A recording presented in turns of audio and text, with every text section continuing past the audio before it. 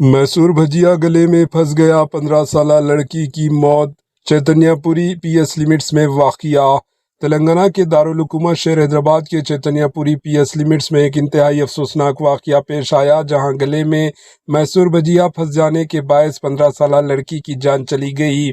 तफसीलात के मुताबिक मुतवफ़्फ़ा स्टूडेंट की शिनाख्त सात्विका के तौर पर की गई, जो 9th क्लास की स्टूडेंट थी। इसके वालिदैन पेशे के लिहाज से फल फरोश हैं और रोज़ाना की तरह कल सुबह भी वो अपने वालिदैन के साथ मौजूद थी।